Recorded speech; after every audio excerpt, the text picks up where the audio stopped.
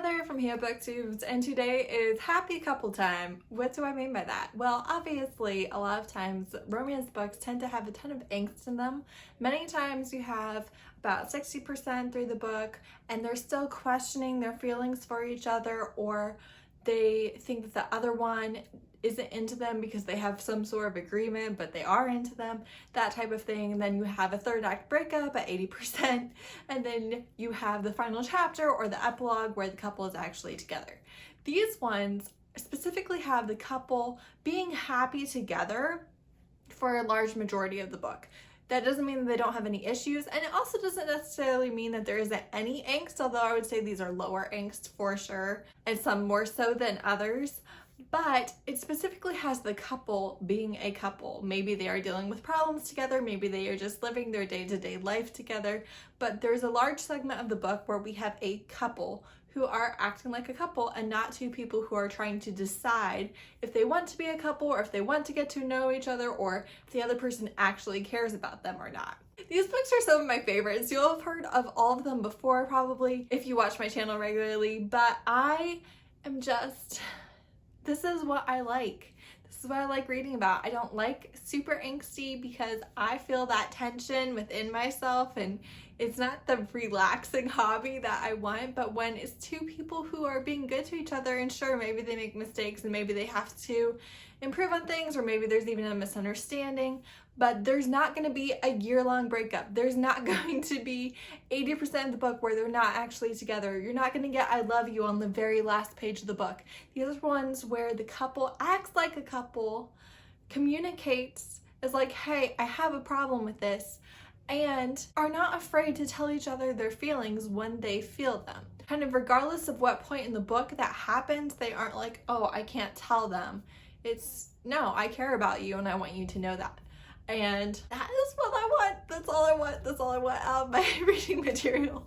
So if you have any recommendations for me that you think really embody this, a couple tackling things together and acting like a couple rather than two people who are still playing the game before they actually commit to dating each other, let me know, because it's like my favorite thing. So the first one I want to talk about is Hide and Seek by Layla Frost. Layla Frost is an author of a couple of my favorite books. This is one of them. I actually have it checked out from Kindle Unlimited right now to hopefully reread. We shall see.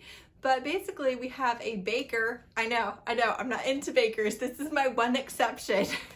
We have a baker who's very sweet. She comes from a wealthy, toxic family, but she has already kind of done the work to free herself from her family. So you're not actively seeing a lot of that on page. There are like a couple of interactions with them, but it's not like she's still under their thumb, which honestly is not something I enjoy reading about. I do not like reading about anything, honestly, where the toxic people or the villain have the main character and the love interest under their thumb.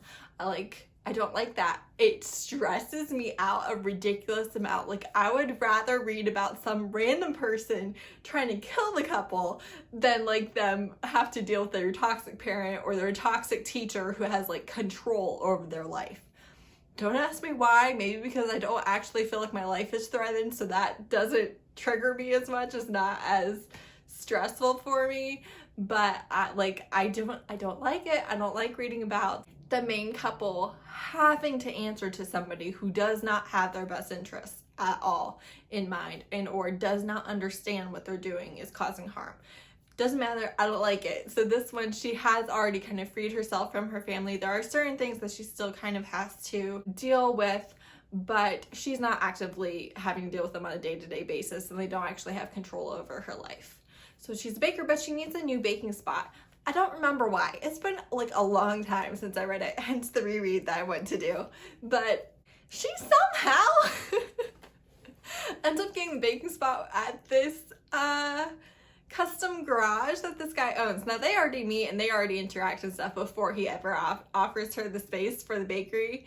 But this of course creates forced proximity where they see each other every day, and I loved it. There's so many scenes with him. He's very alpha and he definitely makes some mistakes.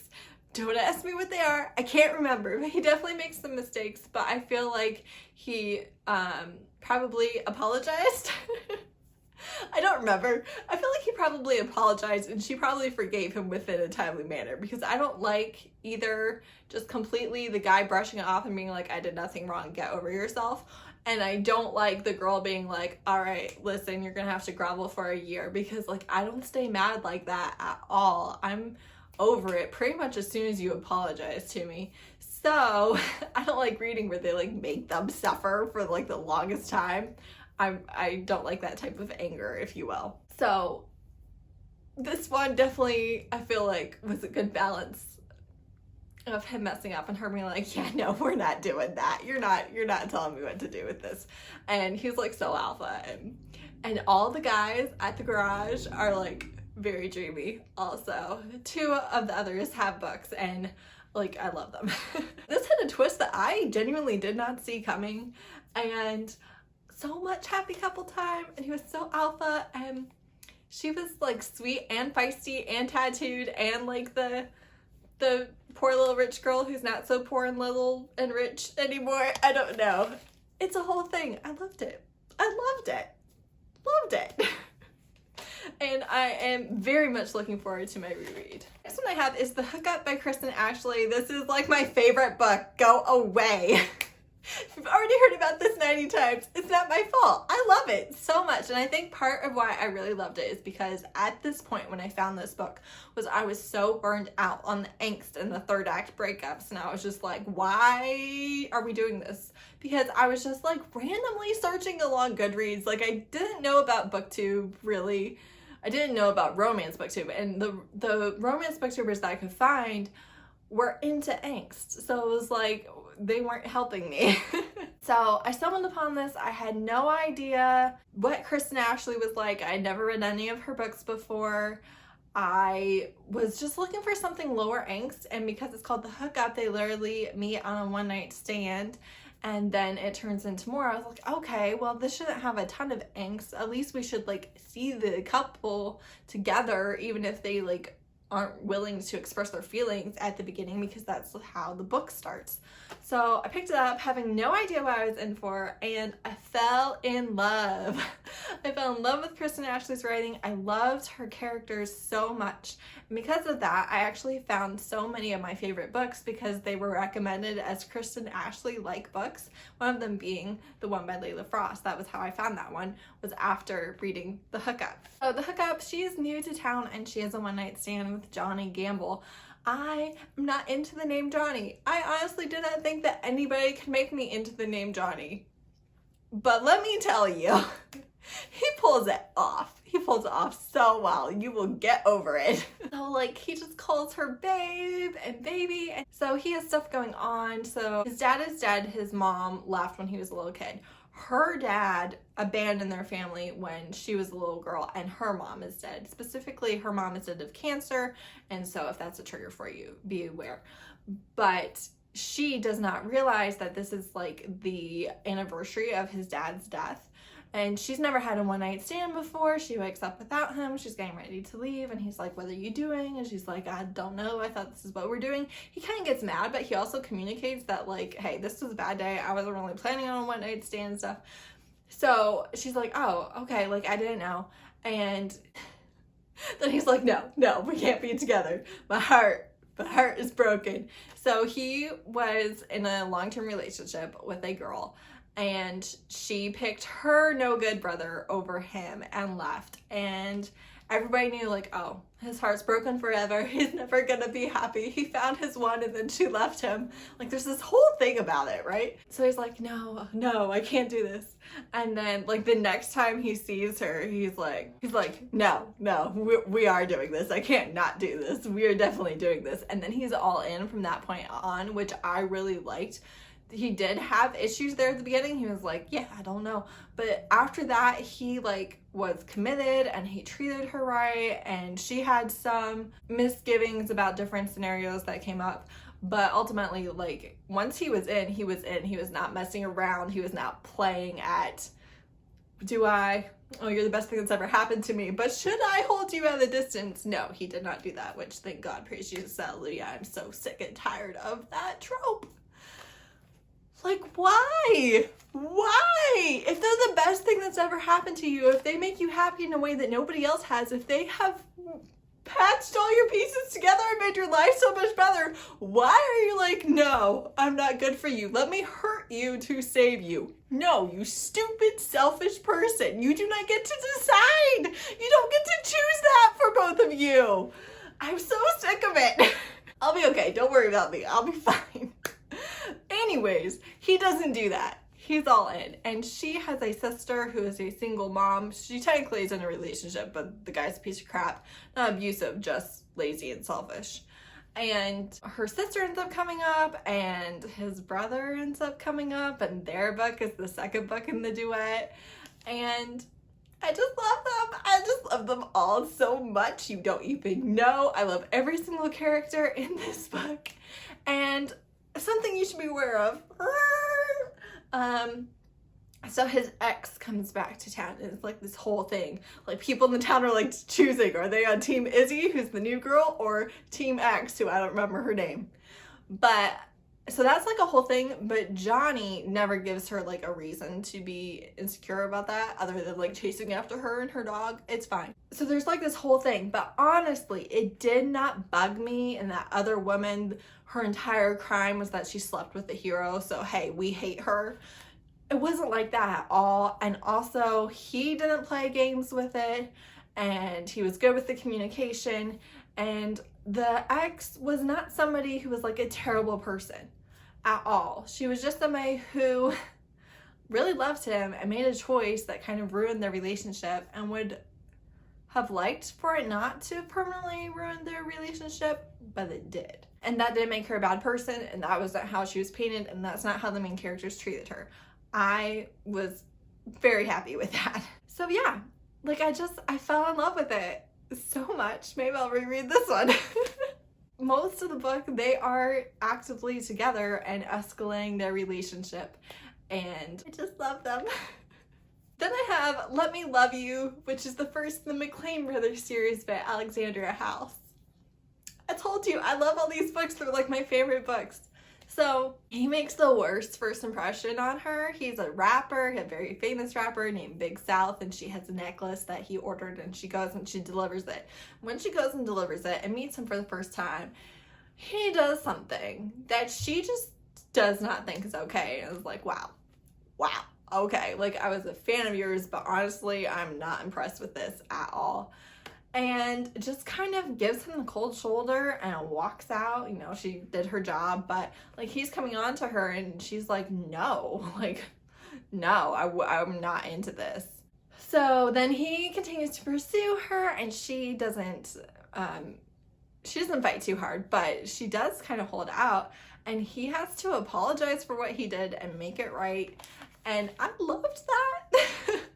I love that so much. Then she has a famous ex already who she has a little girl with, and he has like an older daughter who is maybe early teens, I want to say. But it was so sweet watching them like blend their families, and him giving her everything that she could want, not only materialistically and like just trying to make all of her dreams come true, but he treated her so right and took care of her emotionally and was just like, whatever you need, I'm in your corner. And I just loved the way that he treated her so much. Honestly, I always love that about Alexandria House's heroes, but sometimes they have their act together a little bit more than other ones. And he had his act together early. He just treated her so well and did everything that he could, and I just loved them. I loved them. If you watch my channel all the time, you know that I've read the whole series and adored it. In fact, I only have a couple of Alexandria House's books left, and then I will be completely done with her backlist. But this remains one of my all-time favorites of hers because I just loved the way that they were together. And also, there's a panty gag thing that happens a lot because somebody is loud in public, and it's very, very steamy. All of the Alexandria House's books are very steamy, but it's a good time. And they have Catching Him, which is How to Catch an Alpha, #1 by Aurora Reynolds. This is another one that I found because I was looking for books like the Hookup. And this one, she climbs into his window. He's her neighbor. She climbs into his window chasing her cat and has an abrupt greeting from the man who thinks that he's having a home invasion. He's very alpha again. Honestly, by the way, all of these guys are alpha. All of them. Very alpha, but also treat their woman so right, which is like what we want, right? If you're gonna be alpha, then you better make it up to her by like caring about her. And you know, okay, I digress. I have my own issues. So he like greets her that way, and that's their first interaction. After that, she's kind of embarrassed, so she like tries to avoid him, and he's like, I'll see you. And they're so cute, and he like really pursues her, and she holds out like a tiny bit, but not like a super long time. And then most of the book honestly is them like being a couple. There are some romantic suspense elements that are kind of a side plot, but for the most part it's them like getting takeout and having sexy times and petting the dog and like going on a getaway to meet his parents, and just it's so sweet. I've reread this one, I've reread the Hookup, need to reread Let Me Love You and Hide and Seek. Okay, they're like my favorites. I don't know how many times I could say that in this video, but I just want you to know that like I really like these books a lot, and the reason is that you get to see them be a couple and they're good to each other. All I want, that's all I want. Lastly, I have Burned by Suzanne Wright. This is a paranormal demon urban fantasy romance, and Nox is the most powerful demon in the world. Thank you, motorcycle or dirt bike or whatever the heck you are. I don't know, I don't care, I don't like you. Harper ends up being his psychic anchor, which the demons have these psychic anchors and they help keep you from going rogue. Rogue is where like you completely turn yourself over to the demon and they can't be stopped until they're killed. Basically, they don't care about anybody around them, they're just out to be as destructive as possible. Since he's the most powerful demon in the world, the other demons really fear him and they're worried about him going rogue and things like that, even though he's never shown any signs of being close to that. Because he's so powerful, they don't think that they would be able to stop him, and they also don't know what type of demon he is. It's like top secret. And Harper ends up being his psychic anchor. Harper is a sphinx who does not have wings. She was raised by imps. Imps will more than get even, they will always get revenge. They're kind of the bane of the demon existence. Imps are just like mischievous and just do not care and all the things. So demons are attracted to all of the vices, and so they basically own most of Las Vegas, and then they have the underground, which is owned by Nox, and it's like Las Vegas but just for demons. And Nox is so dominant, and also his demon is like fascinated by Harper because she doesn't react in ways that he can predict, and he is very interested in her, but both of them kind of think that it will pass quickly because his demon loses interest quickly because he's like so old and yada yada yada. I love it. So dominant, so good.